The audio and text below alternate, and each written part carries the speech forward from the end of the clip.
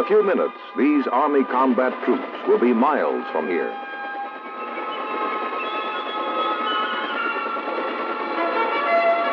They will arrive at the place and at the time dictated by the necessities of their mission. They will pass swiftly over terrain that would take days of travel on foot. They arrive fresh, fully equipped, and ready to function. This is possible because of the strange-looking, savage-sounding machines that brought them, the Army helicopters. And the men who fly the choppers are skilled, highly trained professionals, experts in this new aspect of Army mobility. Just where and how these men acquire that expertise is the subject of today's Big Picture.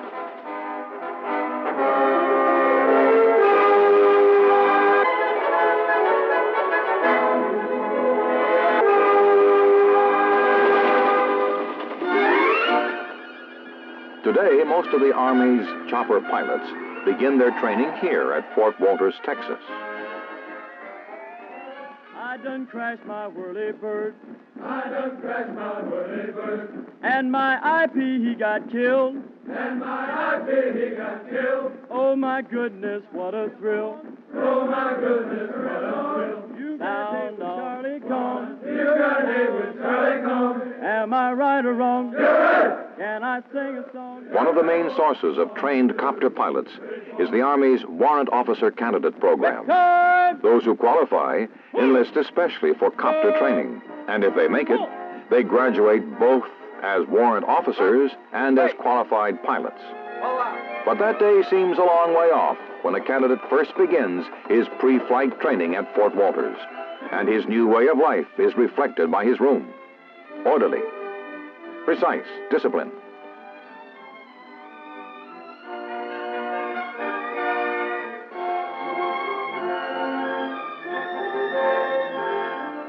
On arrival, each candidate receives an APH-5 flight helmet. He knows it will be weeks before he can wear it for real, but it's nice to look forward to.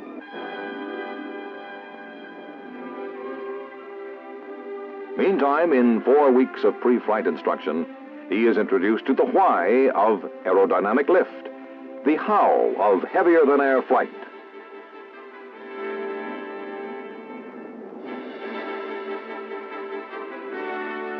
He comes to understand just what it is that makes it possible to put a heavy piece of machinery into the sky and keep it there.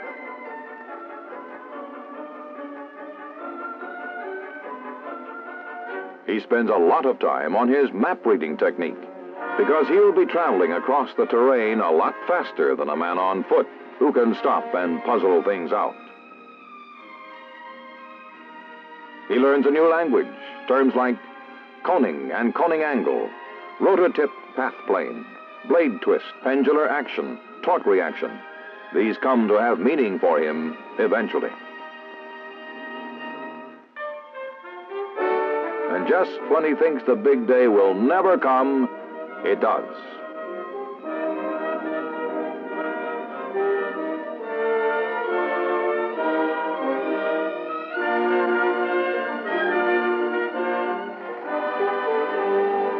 Here, the fledgling pilot will learn how a helicopter actually works in the new TH-55 trainer. It's a standard commercial model, unmodified or off the shelf. Basically, all copter controls are the same. Move this gizmo up to go up, down to go down. The stick in your right hand controls movement to the sides, forward or backward. The pedals are for keeping the copter headed where you want it headed.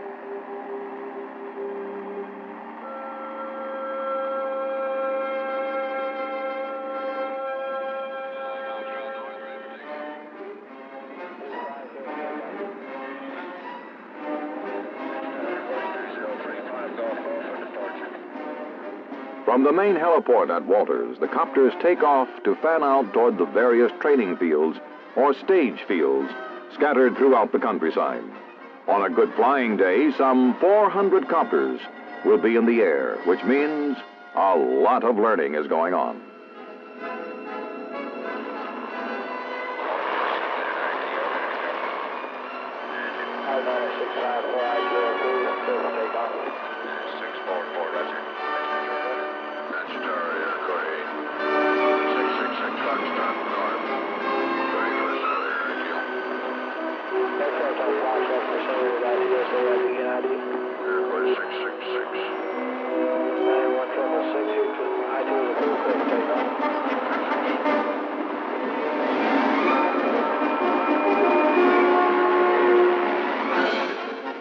During pre-solo, the instructor pilot, or IP, is a civilian from a large company contracted for the job. These civilian experts are real pros when it comes to instructing, and at the various stage fields around Fort Walters, they really work at it.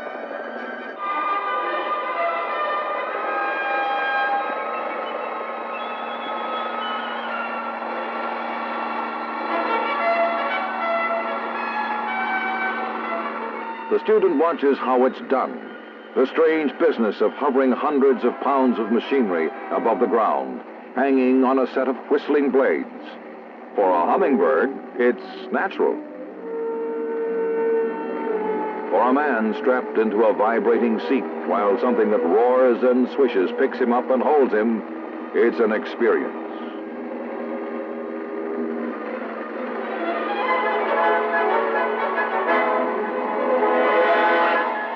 In the jam-packed weeks ahead, there are many more moments the candidate pilot will remember.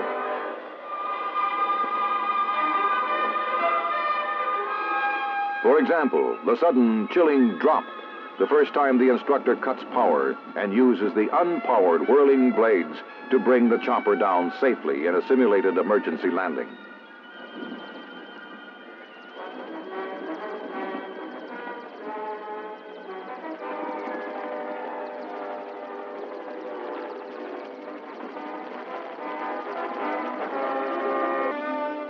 These pre-solo hours of flight go swiftly.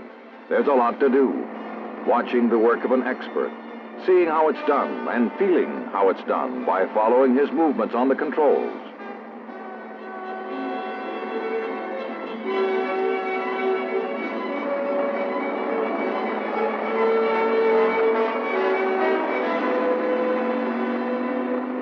Then comes another moment to remember.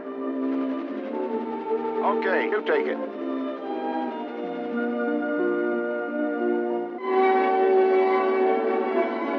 Well, everybody has to start somewhere.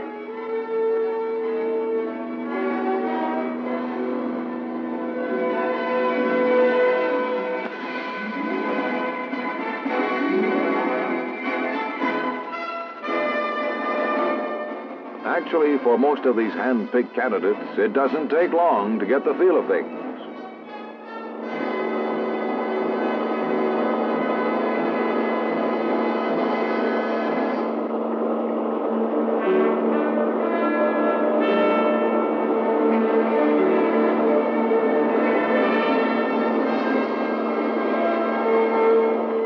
Soon the day comes when the candidate brings it in for a nice, smooth landing.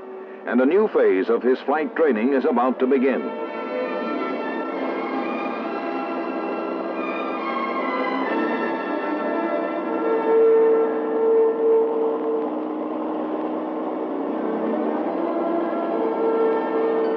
It's time to solo.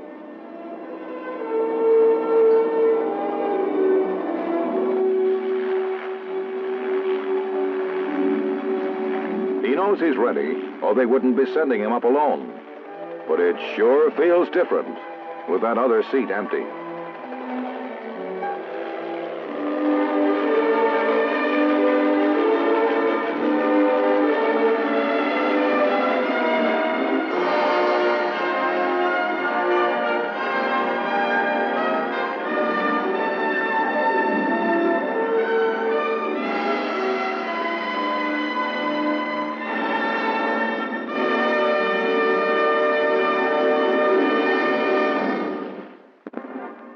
That first solo flight is a major step forward, one which deserves and gets the special recognition of his fellow candidates.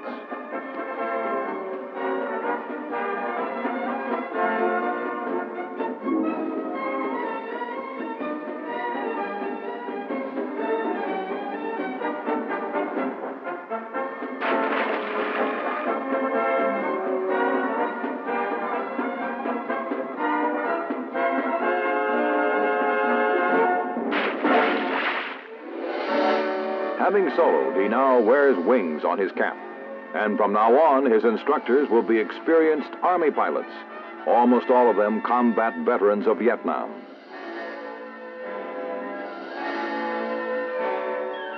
Under his military instructors, he gets out of the traffic pattern. Now his flying is cross-country, and rugged country it is. He has to learn to fly low and fast, and keep track of where he is and where he's going. This takes a lot of practice. Low-level navigation is tough because a copter moving at 70 knots, 50 feet off the ground, uses up landmarks like a jet moving at 1,400 knots, 1,000 feet up.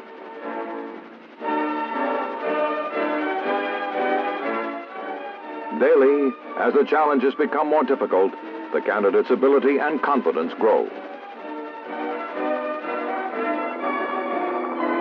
The candidate starts learning to coordinate his flight with other aircraft, formation flying and aerial reconnaissance under all sorts of weather, temperature, and lighting conditions.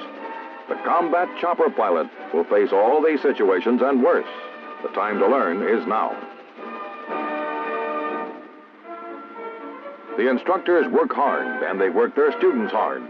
Now is the time to analyze mistakes and get them corrected. A veteran instructor knows the cost of a single mistake if it is made in the air above a valley full of Vietcong.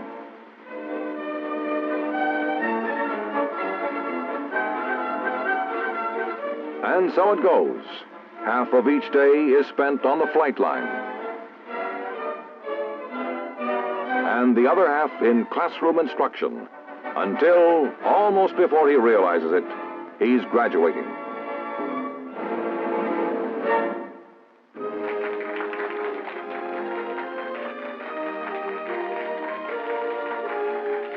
Now his primary training is over, and the next phase is about to begin, halfway across the country. Fort Rucker, Alabama is the home of the United States Army Aviation Center. It will also be the candidate's home for his final weeks of training. Hanchi Army Airfield at Fort Rucker is the largest heliport in the free world, except for An Key in Vietnam. When training is in full swing, there are more takeoffs and landings performed here than at all three major New York airports.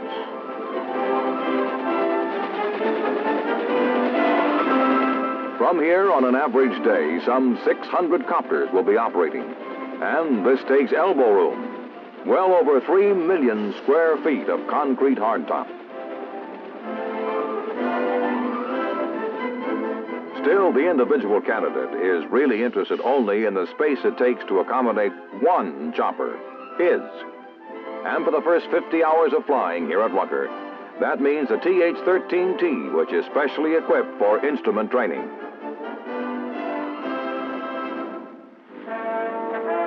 The candidate has already learned the fundamentals of flying a copter at Fort Walters. Now he must begin to master the complexities. At first glance, it looks like a lot of instruments to keep track of. And it is, but oddly enough, that isn't the problem so much as learning to trust the instruments.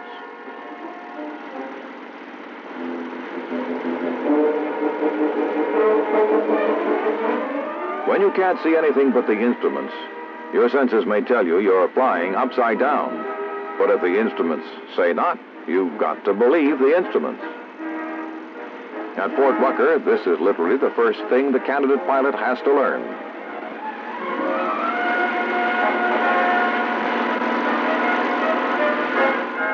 Once he has learned to trust his instrument panel rather than his easily fooled senses, the candidate learns to use that trust. He learns to navigate from point to point by homing on radio beacons, an activity known as ADF operations.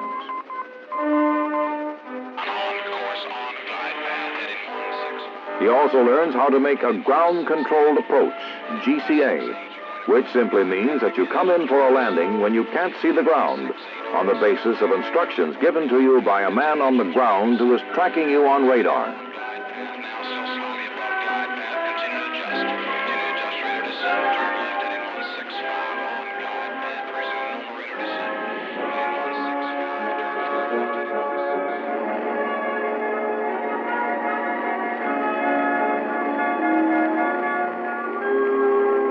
It takes a bit of learning, but it's worth the effort.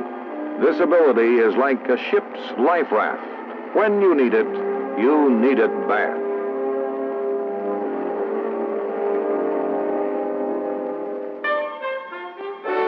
Once his instrument training is completed, the candidate is ready for a meeting he's been looking forward to with the UH1, the Huey.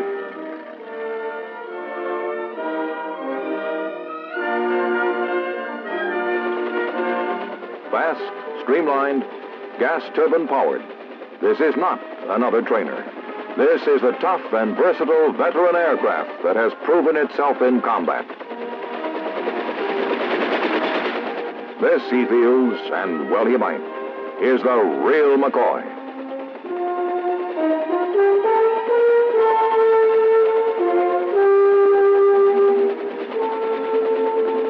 Fort Rucker has 8 stage fields to work from, and it gets full use out of all of them.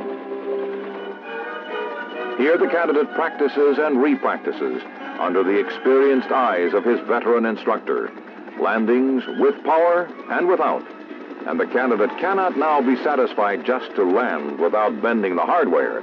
He must land by the book and on the spot.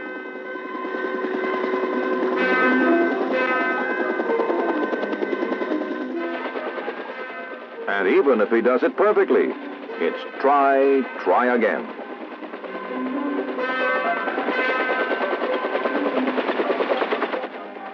As the candidate's skill develops, he faces the challenge of working in and out of some ticklish places.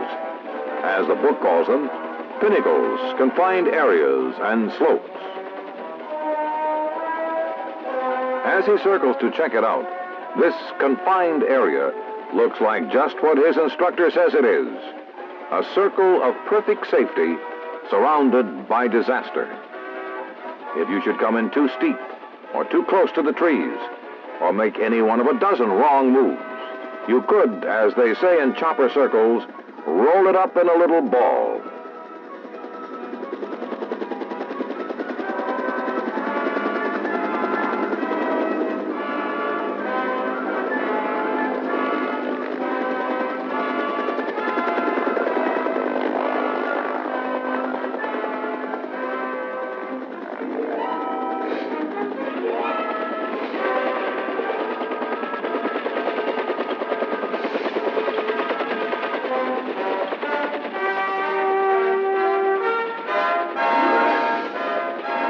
The learning goes on, and in more ways than one. In the maintenance training area at Rucker, crew chiefs-to-be are trained in the intricacies of keeping all the parts cooperating so that the chopper as a whole can fly.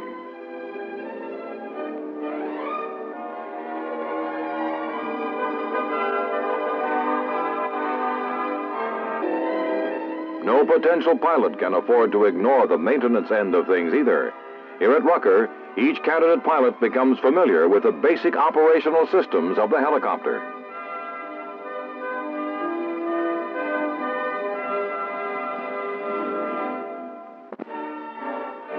It may not be as exciting as handling the controls of a Huey in flight, but maintenance, everyday, undramatic maintenance, may be the difference between a machine you can depend on and one that might let you down hard. The pilot who wants to keep on flying keeps this in mind.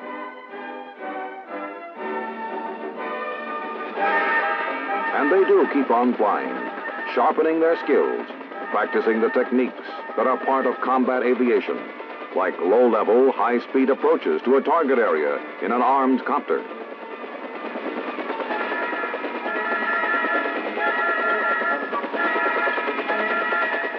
Familiarization runs in the armed Huey gunships are part of every candidate's training at Rucker. The rule is, flash in just above the treetops, drop down over the machine gun range, moving fast and ready to shoot.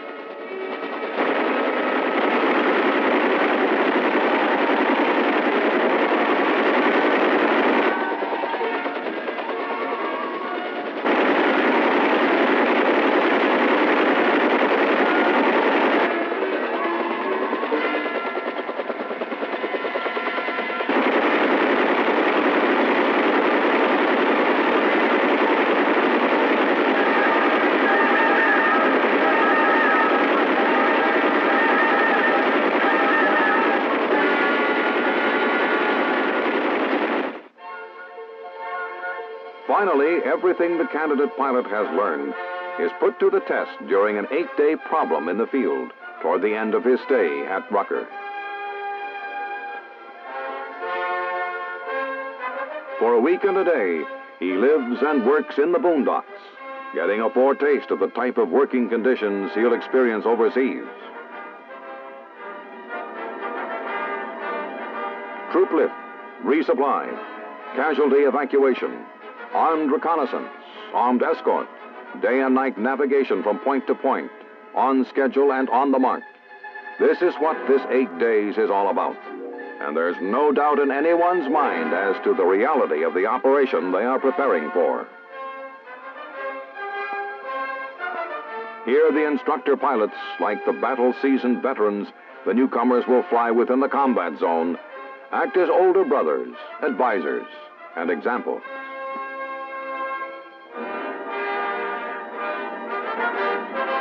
But they are still the IPs, constantly watching, grading, evaluating the performance of each candidate.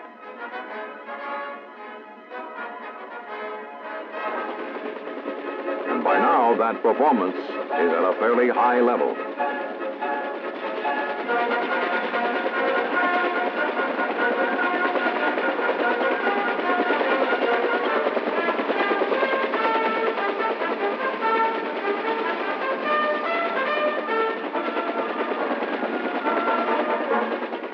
Proficiency in handling aircraft as such is one thing. However, the exacting business of going from A to B to C with maximum accuracy and minimum loss of time is something more. This vital ABC gets plenty of attention during these 8 days. Jerry cans full of sand provide weight to simulate a full load of troops or supplies, and give the chopper the handling and lift characteristics that a payload over Vietnam would have. It's a full 8 days, and they make the most of it. They work as long as there's daylight.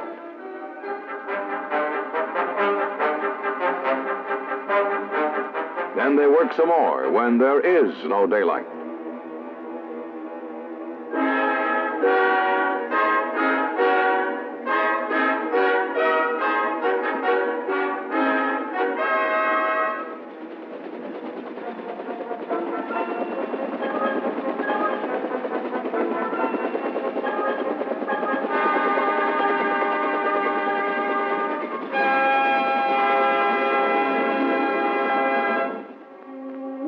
The candidate rests whenever he can, just as he will in a combat zone. And just as in a combat zone,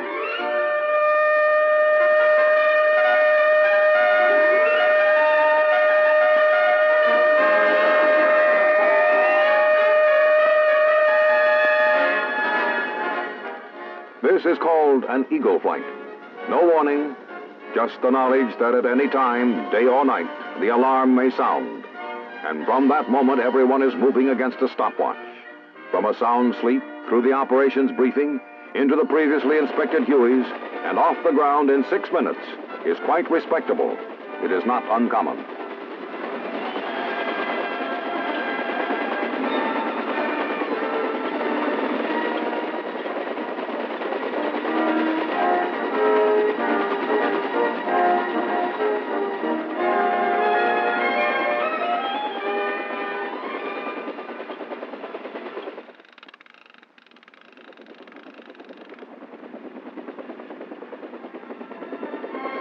It has become a tradition that when the intensive 8 days in the field are completed, the candidates fly over the post in mass formation.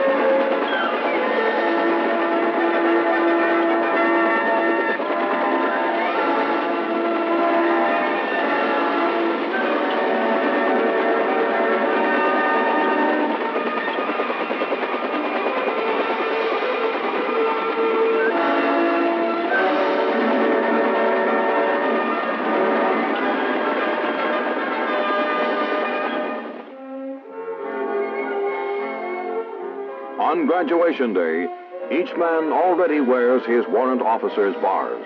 He has received them the day before graduation, because his wings can only be awarded to him after he is officially a warrant officer. He has made it all the way.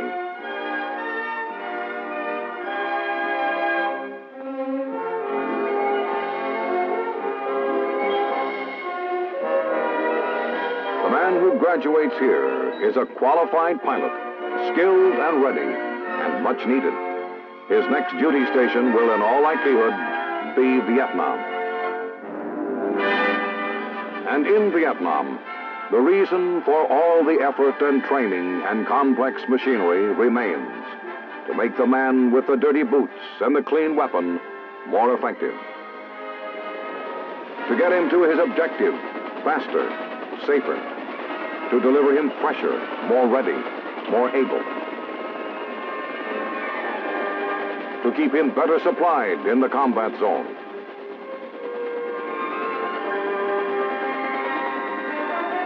To get him to medical help faster if he should get hurt. This is what the choppers are for, and they have proven that they can do the job. So have the men who fly them. They are no less than what we called them at the start: skilled, highly trained professionals, the chopper pilots.